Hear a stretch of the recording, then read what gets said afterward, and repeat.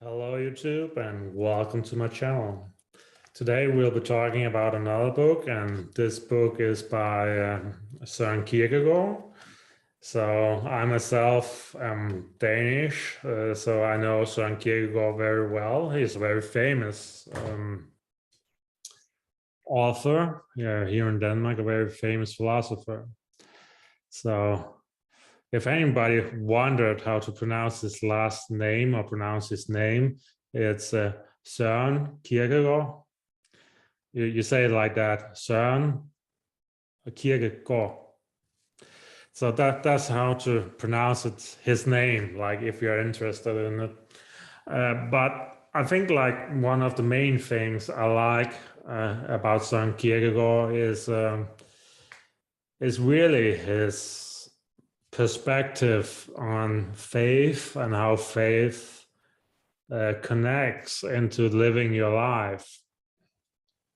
In his book, he has this example with life is like being on a cliff, and on this cliff, you don't know what will happen. You just know that you will have to put your one foot forward and you will have to step into existence. You don't know what will happen, but still you have to shape your own character. You have to believe in yourself. You have to step off the cliff and start being yourself. And this is, of course, a dangerous situation. Like many people will doubt about stepping off the cliff and becoming the true self, like self-fulfilling. And I think that's the whole point of Kierkegaard at many times, is like how faith and this form of existentialism kind of like interconnects. So we have to step into being. Another thing I really like about Kierkegaard is like one of his famous sayings. He has a saying in Danish that goes something like this in English. His saying is that life has to be lived forward, but understood backwards. So we have to live our lives going forward, but we can sometimes only truly understand our lives when we look back at it. So, for example, when we're young, we do a lot of stupid stuff. And sometimes when we get older, we'll say, oh no, why did I do that? Like, or we'll say, oh, that makes sense now. Like, I've never understood what was meant by that.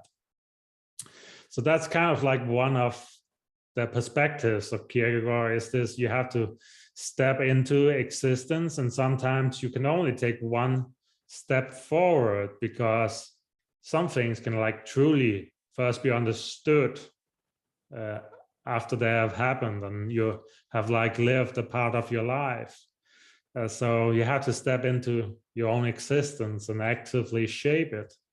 Like no one is going to determine your values and determine everything for you. You yourself have to determine what is worth living for and what is worth stepping into character for, what is worth stepping off the cliff for and risking your life for.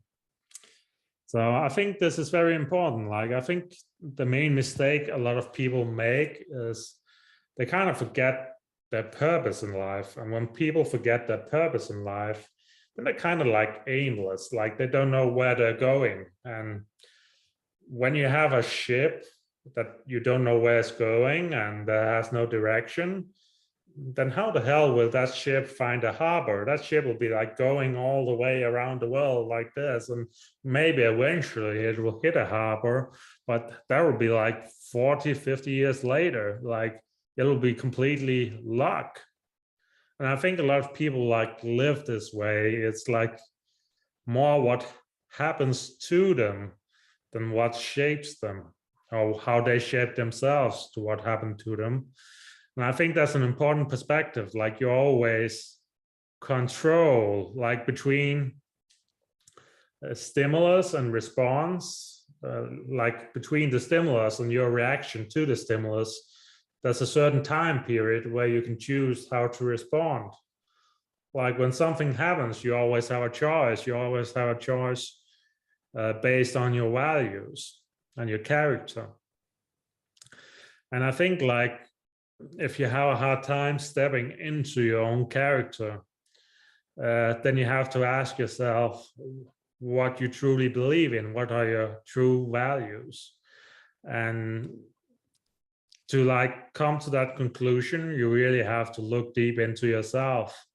And I think the problem with a lot of people these days is there's so many distractions in modern life. You have Netflix, you have all these different kinds of news, and then you have the phone like constantly going off, and you have all of these kind of things, video games. And so I think a lot of people, the problem they actually have in their life is they're actually busy distracting themselves on a deep level.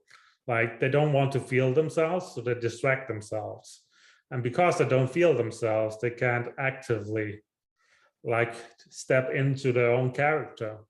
And I think like stepping into your own character is like one of the most important things in life, because when you do it, you'll actually start to see something, you'll start to learn something. And that thing is, you'd rather be poor, you'd rather be defeated and all these things than not live your purpose. Like your purpose becomes your main thing, not the money. And of course, the money is nice. Of course, all of these things are nice. And often if you have this huge purpose, those things also come. But the thing you have to understand is if you don't live your purpose, then you will never be happy. Because when you're about to die, like it was once said by a lot of philosophers that all of life was preparing to die. And there's some truth to that, because the thing about life is you can choose to spend yourself or you can choose to rust out. Like there's no such thing as an easy life. Like life is intrinsically very hard. Like and in this life, you just have that choice. Like you have that choice to become everything you could be, or will you have that nagging doubt in your back of your head your whole life? And that's why Kierkegaard is so important, because many people choose to stay on the cliff. Sometimes they might look out over the cliff and they might be like, oh, it's look dangerous down there. Like, what if I fall over? And they'll be like totally in doubt of themselves. And for some people, the only way to get over the cliff is if someone comes by and throw them out of the cliff or like kicks them over a cliff. But for the majority of people, that's not going to happen. They're just going to sit on the end of that cliff and always wonder. And that is the great tragedy, actually. Like it was once said, and I can't remember the person that said it, it was once said that the most rich place, or the most like the place with all the world's riches and like all the world's discoveries and ideas, like the richest place in the world was the cemetery, because in the cemetery so many ideas and potentials and good actions were never fulfilled. Like the richest place in the world is the cemetery, because there's so much potential that went to die there. And I think when looking at Kierkegaard and so many people standing at that cliff and being afraid to jump over, it's really quite the thing about life. You're dead no matter what you do. You might as well try to live your life, because dying is not the terrible part of life. The terrible part is not starting to have lived and not to have stepped into your own character.